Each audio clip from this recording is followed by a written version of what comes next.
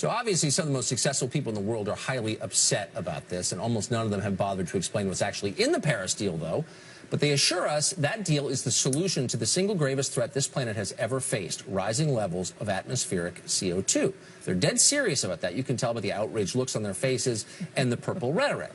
But hold on a minute. Can we really be sure that these people take carbon emissions seriously? Well, to find out, we compared what they say to how they live. The rule being, don't watch, listen. Or don't listen, watch. It's always much more revealing. So let's start with billionaire retailer Richard Branson. He says fossil fuels are dangerous, and he calls Trump's decision, quote, America first, Earth last.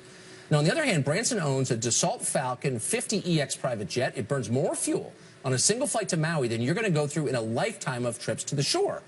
Elon Musk, meanwhile, is mad about global warming, too, yet he flies around in a Gulfstream G650ER. Bill Gates says he's deeply concerned, yet he still commutes in a $62 million Bombardier BD700 Global Express. Can you imagine the gas mileage that gets?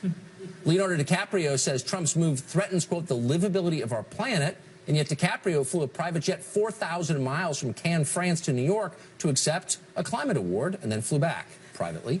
Hillary Clinton tweeted that Trump's pullout was, quote, a historic mistake that leaves American workers and families behind, and yet speaking of workers and their families, there probably weren't a lot of those on board last year when Hillary used a private jet to fly 20 miles from Martha's Vineyard to Nantucket for a fundraiser, a critical fundraiser.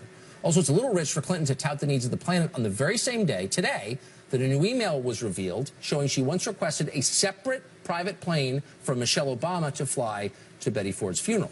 And, of course, there's the former President, Barack Obama, who, for whatever reason, never seems to get the credit the awesome hypocrisy he displays so deserves. Obama told us just yesterday that Trump's refusal to take CO2 emissions seriously could, quote, crush future generations. And yet, here's some of what he has done just since January. On the day he left office, Obama took a Marine helicopter to a government-owned 747. He flew that across the country to Palm Springs, California. After a few days of relaxing at an 11,000-square-foot mansion, can you imagine the air conditioning required for that? The electricity bill, unbelievable. He flew then on Richard Branson's private plane to the Caribbean. Then he got on a private boat that took him to Branson's private island. He later left on a private jet and took another private jet to Tahiti in the French Polynesia. After that trip wrapped up, he took another private jet to Milan, where a 14-car caravan escorted him to a conference where he spoke about, brace yourselves, global warming. Leaving open the question, how much do any of these people really care about carbon emissions?